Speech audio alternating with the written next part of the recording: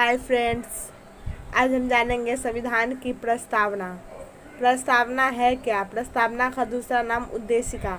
कल हम लोगों ने पढ़ा था संविधान की विशेषताएं। आज हम जानेंगे संविधान की प्रस्तावना।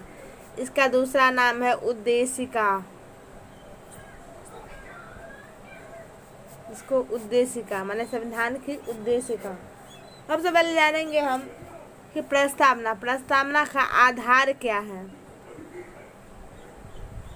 आधार, प्रस्तावना का आधार क्या है, माने ये क्यों लाया गया, माने इसका ये कब लाया गया, इसके बारे में जानेंगे। प्रस्तावना का आधार माने सबसे पहले 13 दिसंबर 1946 को पंडित जवाहरलाल नेहरू ने 13 दिसंबर 1946 प्रस्तुत उद्देश्य प्रस्ताव पास किया। सबसे पहले क्या किया? उद्देश्य प्रस्ताव प्रस्तुत किया। उसके बाद 22 जनवरी 1947 को इस प्रस्तावना को स्वीकार किया गया। आधार में जाने 13 दिसंबर 1946 को जवाहरलाल नेहरू ने इस उद्देश्य प्रस्ताव को प्रस्तुत किया था, लेकिन उस समय इस पर जांच पड़ताल किया गया। उसके बाद 22 जनवरी 1947 को उसको स्वीकार किया गया। दूसरा शब्द, ये जो शब्द प्रस्तावना कहाँ से लिया गया है? ये अमेरिका से लिया गया है। कहाँ से लिया गया है? अमेरिका से लिया गया है। मूल भावना, प्रस्तावना की जो मूल भावनाएं हैं वो कहाँ से लिए गए हैं? वो ऑस्ट्रेलिया से लिए गए हैं। ऑस्ट्रेलिया।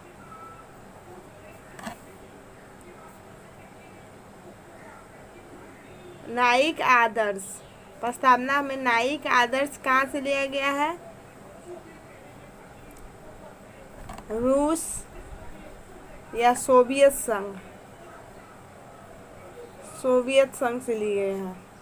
कहाँ से? सोवियत संघ। अब हम जानेंगे, जैसे हम प्रस्तावना में आधार जाने। आधार क्या था, कब गया लाया गया था? 13 दिसंबर 1946 को पंडित जवाहरलाल नेहरू ने उद्देश्य प्रस्ताव प्रस्तुत किया था और 22 जनवरी 1947 को इसको स्वीकार किया गया। शब्द, ये शब्द अमेरिका से लिए गए। इसकी मूल भावना कहाँ से लिया गया? ऑस्ट्रेलिया से लिया गया। और न्यायिक आदर्श कहाँ से लिया? रूस या सोवियत संघ से लिया गया है।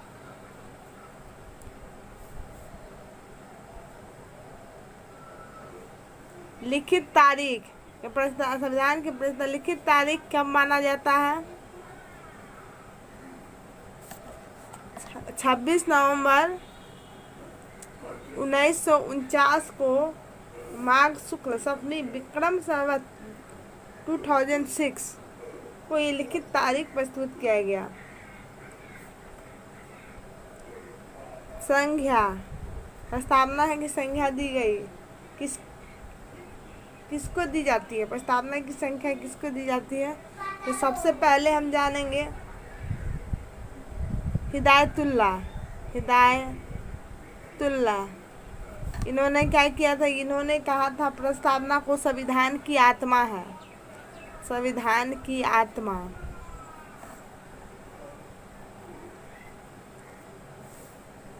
इसके बाद हम लोग जानेंगे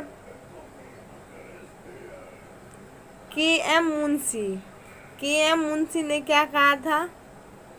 संविधान की कुंजी है प्रस्तावना। संविधान की कुंजी है। संविधान की कुंजी है।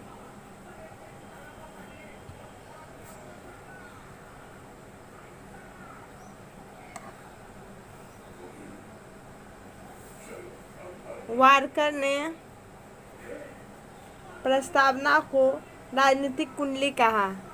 प्रस्तावना को वारकर ने क्या कहा? राजनीतिक कुंडली।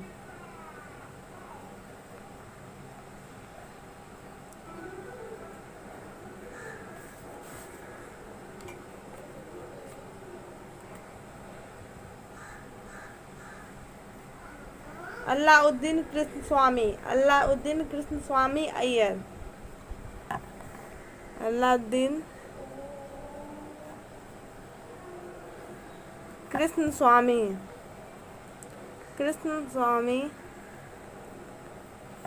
अय्यर, इन्होंने क्या कहा? दीर्घकालीन प्रस्तावना को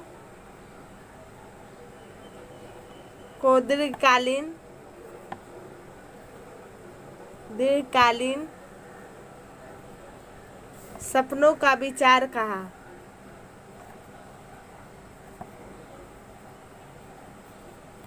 हाँ, यहाँ हम जाने प्रस्तावना को क्या क्या चीज़ की संज्ञा दी गई। हिमादुल्लाह संविधान की आत्मा कहा। के मुंशी प्रस्तावना को संविधान की कुंजी ने कहा। वारकर ने प्रस्तावना को राजनीतिक कुंडली कहा। अल्लाह कृष्णा स्वामी अय्यर क्या कहा? प्रस्तावना को दीर्घकालीन सपनों का विचार कहा। इस चार नेताओं ने 4 तरह की बात प्रस्तावना के बारे में कहा। अब जानेंगे प्रस्तावना है क्या। प्रस्तावना है क्या?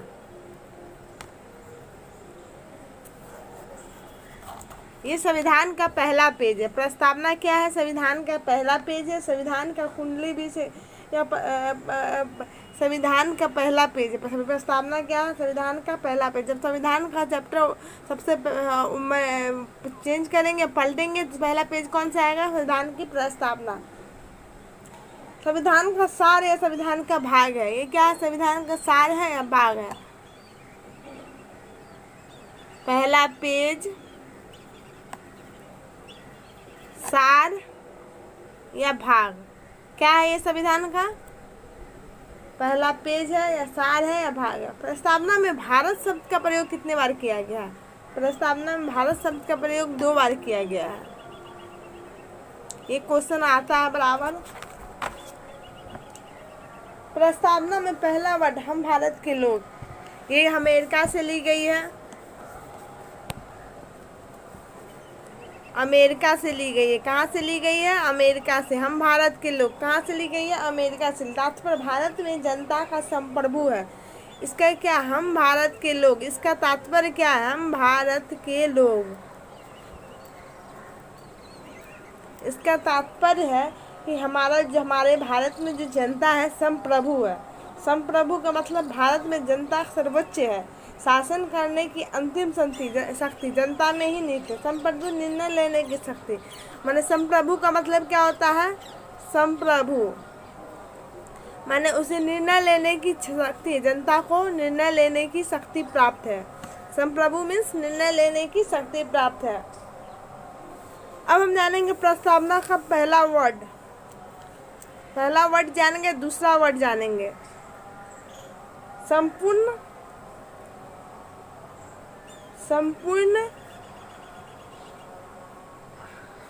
प्रभुत्व संपन्न संप्रभु। इसका मतलब जानेंगे क्या होगा? संपूर्ण प्रभुत्व संपन्न संप्रभु। संप्रभुता शब्द, ये जो संप्रभुता शब्द है, ये जो हम जानते हैं संप्रभुता, ये शब्द कहाँ से लिया गया है? संप्रभुता शब्द, ये शब्द जया बोंदे ने दिया है। जया बोंदे किसने दिया है? संप्रभुता शब्द जया बोंदे। इन्होंने क्या दिया? सबसे पहले संप्रभुता शब्द दिया। रिपब्लिका पुस्तक में दिया था। इन्होंने रिपब्लिका पुस्तक लिखा था, उसी में इस रिपब्लिका इस पुस्तक में इसका वर्णन किया, संप्रभुता शब्द का वर्णन। इसका तात्पर्य होता है, माने संप्रभुता का तात्पर्य होता है आंतरिक और बाहरी दबाव को माने बिना निर्णय लेने की शक्ति।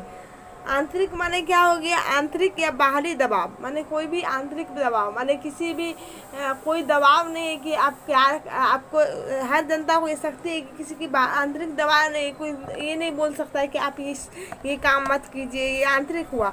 बाहरी दबाव माने जैसे आंतरिक दबाव में, आंतरिक दबाव मीन्स कोई राज्य विवश नहीं कर सकता निर्णय लेने के लिए। और बाहरी दबाव में कोई अदर देश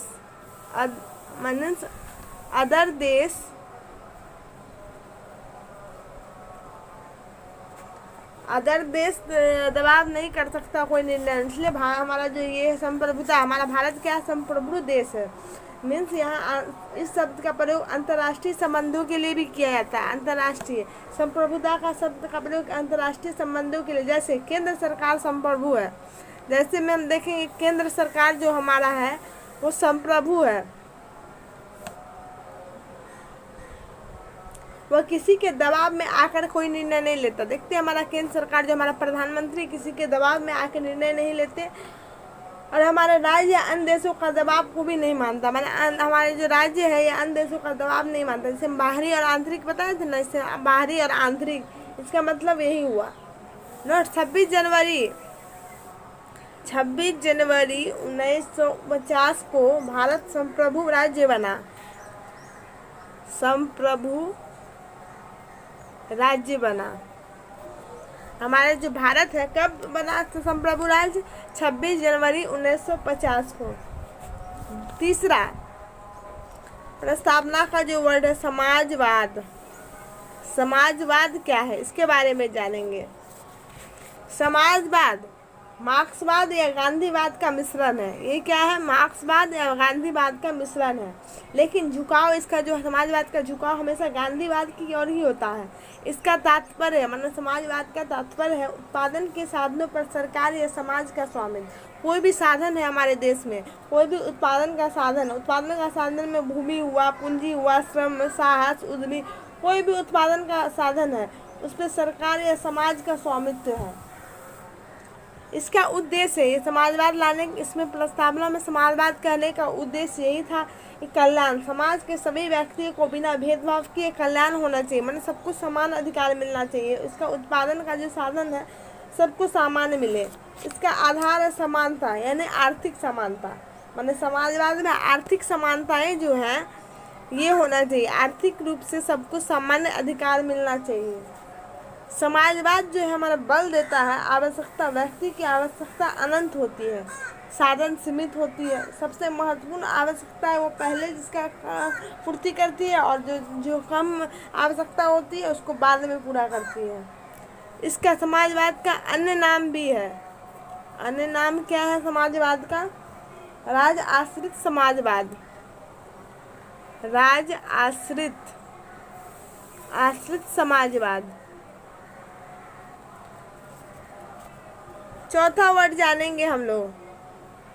चौथा पंथ निरपेक्ष या धर्म निरपेक्ष।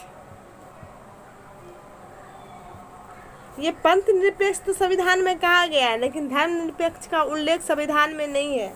इसलिए ये याद रखिएगा कि हमारा जो धर्म निरपेक्ष है वो हमारे संविधान में उल्लेखित नहीं है। क्या उल्लेखित है? तो पंथ निरपेक्ष।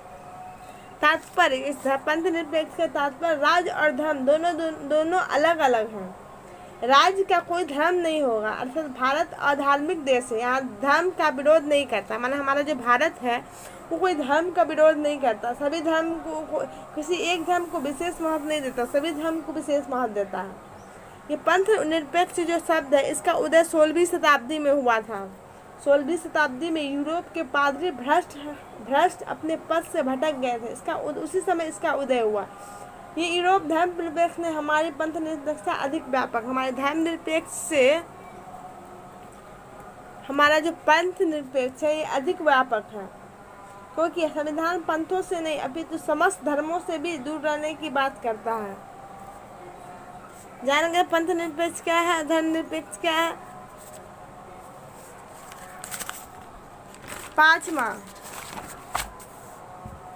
पांचवा जो हमारा वर्ड है वो है हमारा लोकतांत्रिक। लोकतांत्रिक का तात्पर्य है लोगों द्वारा प्रतिनिधि मूलक शासन, माने लोगों का प्रतिनिधित्व मूलक शासक। जैसे प्रत्यक्ष रूप से जनता हमारे MLA, MP या MLA को चुनते हैं, और वो MLA किसका प्रतिनिधित्व करता है? जनता का प्रतिनिधित्व कहाँ करता है? संसद में, MP संसद में, और MLA विधानसभा में जनता का प्रतिनिधित्व करता है।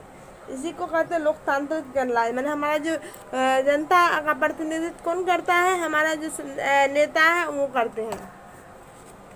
लोकतंत्र, लोकतंत्र, लोकतंत्र दो तरह के होते हैं, प्रत्यक्ष लोकतंत्र, प्रत्यक्ष लोकतंत्र और अप्रत्यक्ष लोकतंत्र। हमारा जो भारत है ये अप्रत्यक्ष लोकतंत्र है। ये प्रत्यक्ष लोकतंत्र है क्या?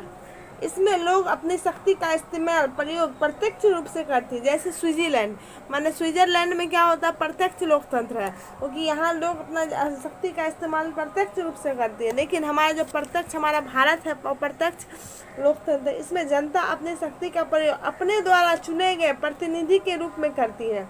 माने जनता इसमें जो है शक्ति का प्रयोग अपने द्वारा चुने गए प्रतिनिधि के रूप में करते हैं। जैसे MP MLA अभी बताए हैं, MP प्लस MLA, ये दोनों को शक्ति प्राप्त है।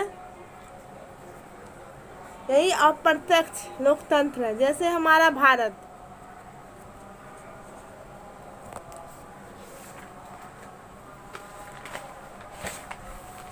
अब हम जानेंगे प्रत्यक्ष लोकतंत्र के बारे में और कुछ।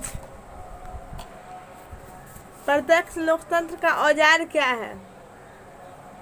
प्रत्यक्ष लोकतंत्र क्या औजार? औजार में हम जानेंगे परिप्रेक्षा,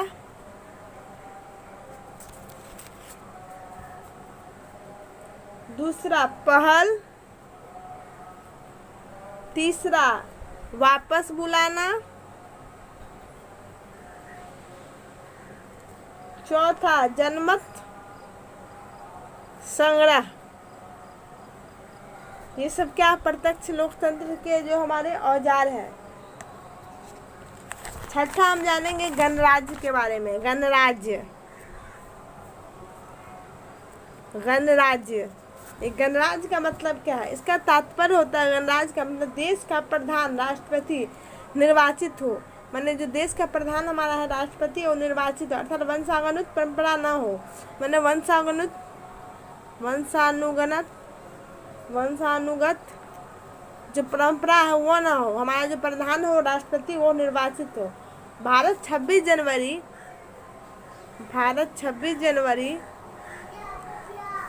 1950 को गणतंत्र हुआ था। क्या हुआ था? गणतंत्र हुआ था। माने इस जो वंशानुगत जो होता है था, पहले के ज़माना में वंशानुगत चलता था। जैसे राजा का बेटा राजा होता था, उसके गद्दी पर वो बैठता था, उसकी गद्दी पर वो बैठता था, उसका बेटा ही बैठता। लेकिन अब वो सब नियम ख़त्म कर दिया है। 26 जनवरी 1950 से हमारा जो भारत है वो गणतंत्र हो गया, गणराज्य के रूप से आ रहता है। यहाँ निर्वाचित होते हैं कोई भी प्रधान, यहाँ वंशानुगत नहीं चलता। सातवां हमारा जो है न्याय। न्याय का तात्पर्य क्या है? तो प्रस्तावना में न्याय वर्ड का यूज किया, वो क्यों है, क्या है? हर व्यक्ति को सामाजिक, राजनीतिक और आर्थिक न्याय की बात की गई। ये शब्द 1917 में रूस की क्रांति से ग्रहण की गई थी। ये जो न्याय शब्द का है 1917 में रूस की क्रांति जो हुई थी, रूस की क्रांति इसमें इस वर्ड को लाया गया था। सभी व्यक्तियों को राजनीतिक और सामाजिक न्याय मिले। माने हर नागरिक को हर तरह से जैसे न्याय मिलना चाहिए, सामाजिक रूप से समाज में, आर्थिक रूप से और राजनीतिक रूप से।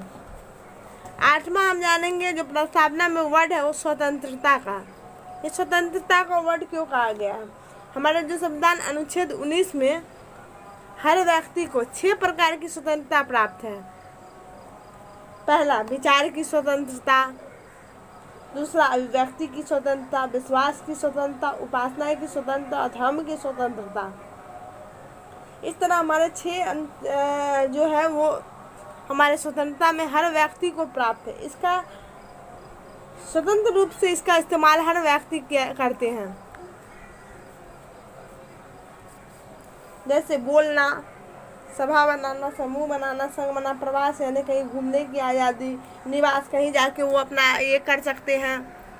ये सबकी स्वतंत्रता किसके पास है? समानता,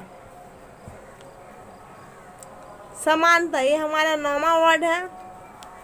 अवसर की समानता है, प्रतिष्ठा की समानता। हर व्यक्ति को उसके अवसर मिलना चाहिए, उसको हर कुछ करने का, इसकी समानता होनी चाहिए। मैंने लिंग भेदभाव, मैंने लोगों में लिंगों का भेदभाव नहीं होना चाहिए कि वो लड़का है तो नहीं कर सकता, वो लड़की है तो नहीं कर सकता। प्रतिष्ठा की समानता हर जगह, मेल हो या फीमेल, सबको समान प्रतिष्ठा, मतलब सभी समान अधिकार, समान सम्मान मिलना चाहिए।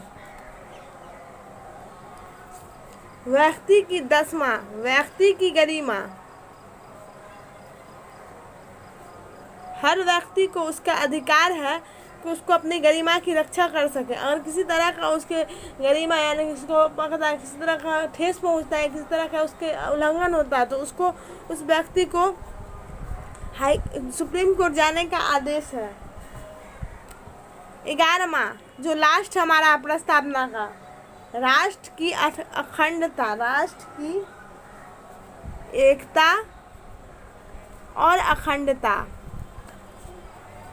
इसका मतलब वो हमारे राष्ट्र में हर व्यक्ति को एकता के साथ रहने और एक दूसरे मिलकर हर काम करने का स्वतंत्रता प्राप्त है। मैंने हर व्यक्ति को समान अधिकार दिया गया है कि सब लोग एक दूसरे के साथ एकता पूर्वक, भाईपूर्वक, बंधुत्व के साथ एक रहें राष्ट्र में। इसके लिए सामान्य अधिकार दिए, इस तरह बहुत सारे अधिकार दिया गया है कि हर व्यक्ति को मिलजुल कर रहने का अधिकार, एक देश को अखंड देश बनाने का अधिकार, एक देश को एकता के साथ बांधे रहने का अधिकार, ये सब अधिकार हमारे राष्ट्र में दिया गया हर व्यक्ति को। ये हम प्रस्तावना के बारे में आज जाने। हमारे प्रस्तावना में जितने भी वर्ड हैं, इसका क्या महत्व है, ये क्यों लाया गया, इसका आधार क्या है, इसका उद्देश्य क्या है, इसको किस किस नेताओं ने क्या क्या प्रस्तावना को क्या क्या चीज़ की संज्ञा दी है, इसको 1 से 2 बार देखेंगे इस वीडियो को तो ज़रूर याद हो जाएगा friends. Thank you so much friends. अगर किसी तरह का मिस्टेक हुआ होगा तो सपोर्ट कीजिएगा, और अगर अच्छा लगे तो लाइक शेयर सब्सक्राइब